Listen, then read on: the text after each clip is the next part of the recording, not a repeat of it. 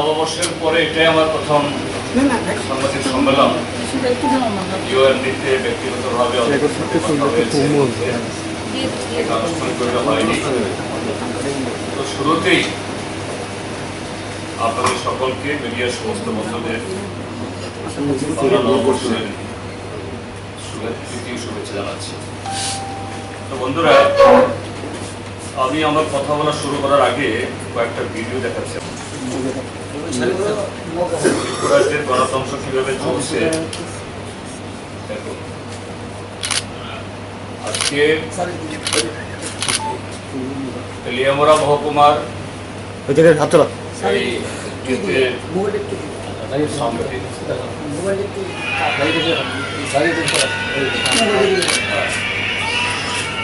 তেলিয়ামুড়া মহকুমার মোহরছড়াতে পূর্ব ঘোষিত এবং প্রশাসনের অনুমতি নিয়ে আমাদের একটা কর্মসূচি ছিল। এটাকে বানচাল করার জন্য ভারতীয় জনতা পার্টি তথা আমাদের দেশের রাষ্ট্রবাদী দল কিছু গুন্ডা তো এসছেই, কিভাবে মহিলাদেরকেও যে এই গুন্ডামির কাজে সেখানে রাস্তা নামিয়ে দিয়েছে। আরো দেখুন, সেখানে আমরা শান্তিপূর্ণভাবে আমাদের কর্মসূচি যাচ্ছি। আমাদের যে কর্মসূচি তার প্রায় ১/২ কিলোমিটার আগে এই বিজেপির ৬০-৭০ জন লাঠিয়াল সামনে কিছু মহিলা এদেরকে দিয়ে সামনে পাঠিয়ে দিয়েছে। আর পুলিশের জল কামান, যারা একটা কর্মসূচিকে বন্ডল করবে, রাজনৈতিক দলের কর্মসূচি, এদের কোনো বাধা না দিয়ে জল কামান নিয়ে আমাদেরকে আটকাবার জন্য রাস্তায় চলে এসছে।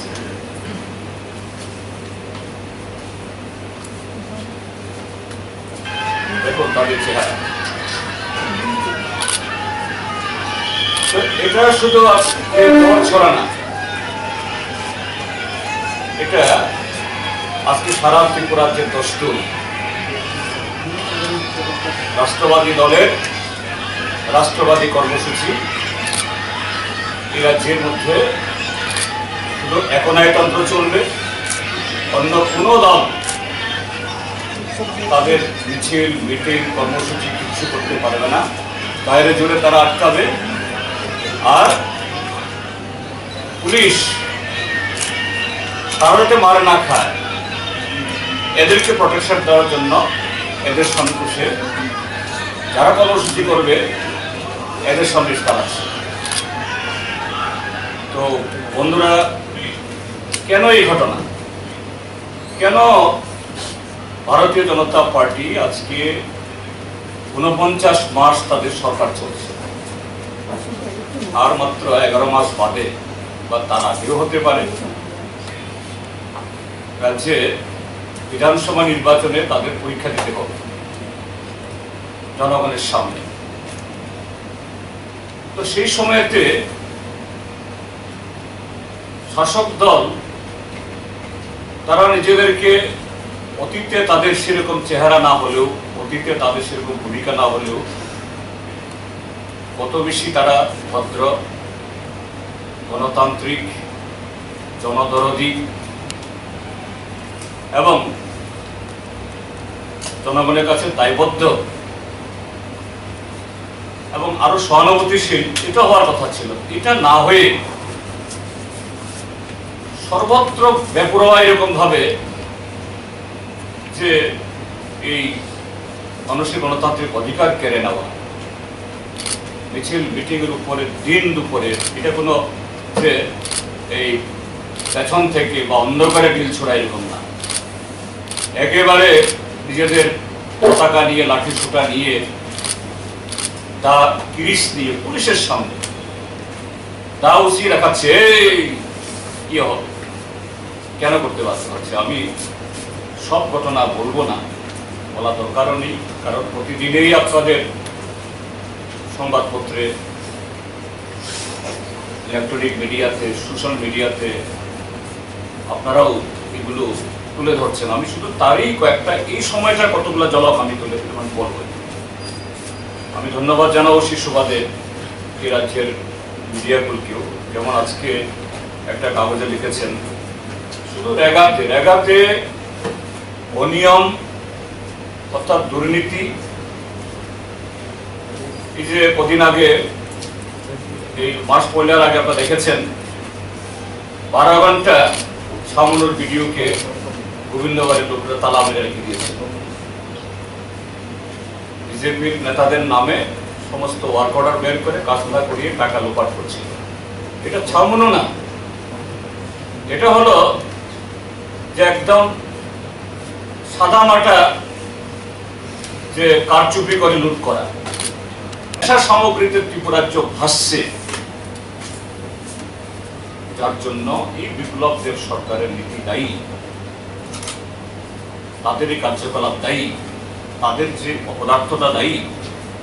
এই রাজ্যে বিগত 4 বছরে যে কোনো উন্নয়নমূলক কাজ হচ্ছে না, শুধু ওই কিছু রং কি বলে রঙের প্রোডাক্ট দেওয়া, পুরনো সাইনবোর্ড খুলে নতুন সাইনবোর্ড লাগানো, এটা ছাড়া আর শুধু মন্ত্রীদের ছবি ছাপিয়ে ফ্ল্যাক্স ছাপিয়ে আজগুবি সমস্ত স্কিম যা মানুষের কাছে পৌঁছয় না, এরকম করা ছাড়া কিছুই হয় না। কাজেই সেই জায়গায় মানুষ অতিষ্ঠ, এবং বিরোধীরা যদি সেই জায়গাতে কোনো জনসভা করে, কথা বলে, এটা কৃষক হোক, এটা খ্যাত মজুর হোক, এটা ছাত্র সংগঠন হোক, এটা যুব সংগঠন হোক, বা কোনো রাজনৈতিক দল, এই আক্রমণ শুধু আমাদের উপর হচ্ছে বলছে, সবার উপর আক্রমণ হচ্ছে। কাজেই কোনো দল যাতে কথা বলতে না পারে, কোনো দল যাতে মিছিল না করতে পারে, কোনো দল যাতে মিটিং না করতে জনগণের কাছে, তাহলেই এদের আরো খুলসা হবে, আরো বেশি তারা উলঙ্গ হবে।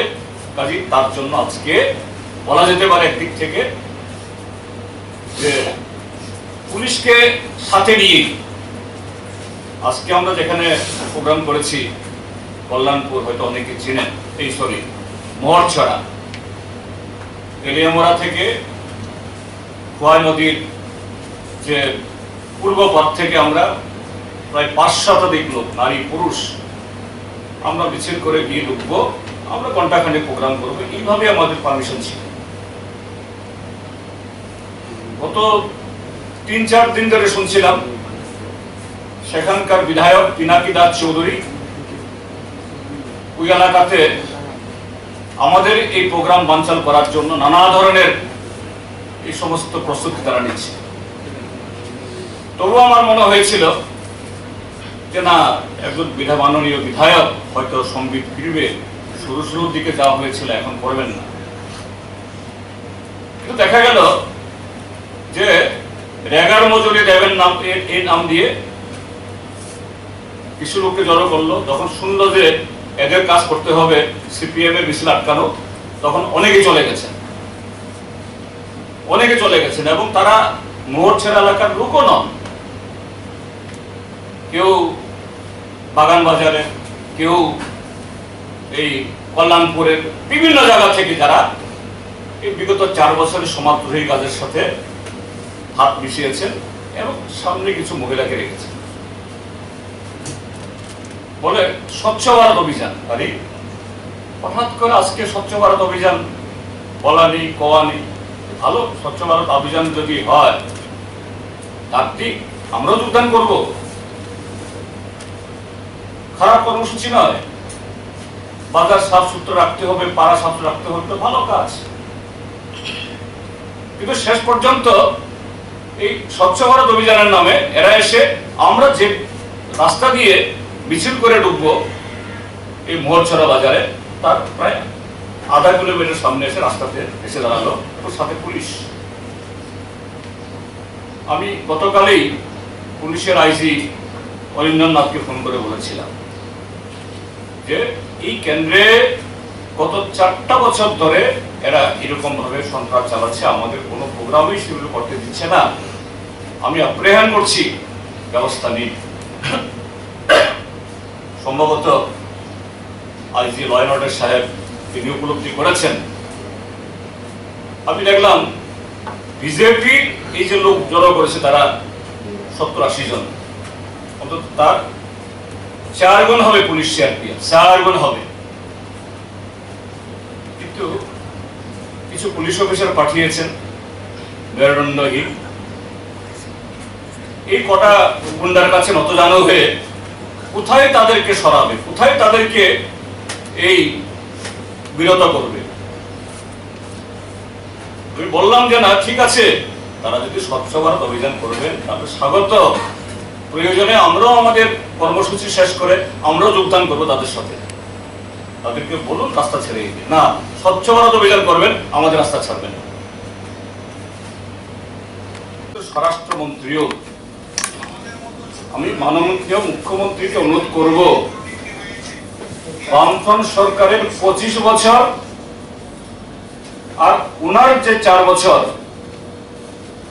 এই সময়তে কত পরিমাণ গাঁজা ধরা পড়েছে, কত পরিমাণ যে এই বাইরে থেকে আমদানি করা বিভিন্ন ধরনের ব্রাউন সুগার থেকে শুরু করে ইত্যাদি ধরা পড়েছে, এবং এই এডিক্টেড হয়ে কত পরিমাণ ছেলে মেয়ে সারা জীবনের জন্য নষ্ট হয়েছে, মা বাবার কুল খালি করেছে।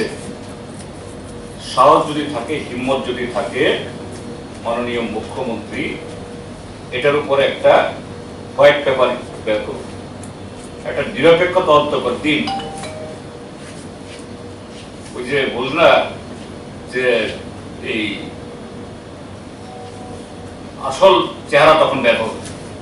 এই সমস্ত মানে অসত্য এবং দায়িত্বশীলহীন কথা বলা, এগুলি কোনো অর্থ হয়।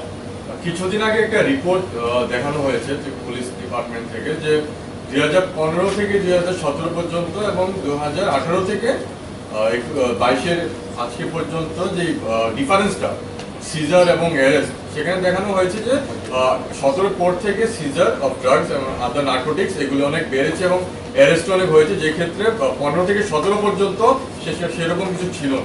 এগুলি ত্রিপুরা পুলিশের ওই বিপ্লব দেবের কিছু লোক আছে, তাদের ম্যানুফ্যাকচার করা তথ্য। এখানে বসে আছে কিছু ত্রিপুরার যে বর্তমান যে ডিজি সহ, এদের কাজই হলো সত্যকে মিথ্যা বানানো আর মিথ্যাকে সত্য বানানো। আরে পত্র পত্রিকাতে যে সমস্ত এই যত ড্রাগ ধরা পড়েছে, এটার হিসাব দিক না। ত্রিপুরা পুলিশের সেই রিপোর্টে এই পত্রিকাতে ছবি উঠেছে, সে তথ্য নেই। এগুলো বিপ্লব দেব এন্ড কুম কিছু এই কি বলে তাবেদার পুলিশ বাহিনী, এদের তৈরি করা রিপোর্ট, এগুলো কেউ বিশ্বাস করে না। উপনির্বাচন নিয়ে কি পরিকল্পনা? নিশ্চয়ই উপনির্বাচনে গোয়ার আহার বিজেপি, এর জন্যই এই সমস্ত ইয়ে করছে। এই যে পুরো নির্বাচনের যে সন্ত্রাস, সেই কায়দায় করা যায় কিনা তার চেষ্টা হচ্ছে। এবং আইনত মানে আপনারা কি মনে করেন? আমি বলছি, আমি সরকারের কথাই বলছি, অর্থাৎ ভারতীয় জনতা পার্টি দলের কথাই বলছি। হ্যাঁ, অবশ্যই এটা মামলার সাথে যুক্ত। তো সেই মামলা দ্রুত নিষ্পত্তি করিয়ে, তদন্ত শেষ করিয়ে, যারা দোষী এদেরকে সাব্যস্ত করিয়ে যারা ক্ষতিগ্রস্ত তাদেরকে দেওয়ার জন্য সরকারের তরফ থেকে সে উদ্যোগটা কোথায়? আমি সে কথাটাই বলছি, সে উদ্যোগ তো নেই। আর সেই জায়গাতে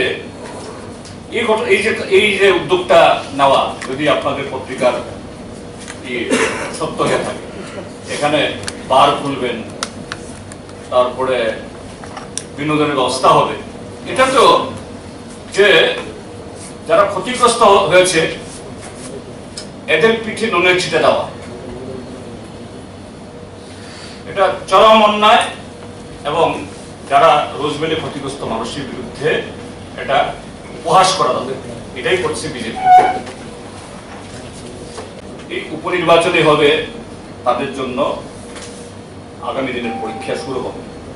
তৈরি থাকুক বিজেপি। আপনারা কি যে কটা আসনে উপনির্বাচন সবকটাতেই প্রার্থী দেবেন না অন্যরকম পরিকল্পনা? আমরা দেব না কে দেব সময় বলবে। যে আমরা না দেওয়ার কোনো কারণ সেখানে নেই, কিন্তু বিজেপি তাদের যে ফলাফল পাওয়ার জন্য তারা তৈরি থাকুক, এটুকু হলো আমার বক্তব্য। ঠিক আছে।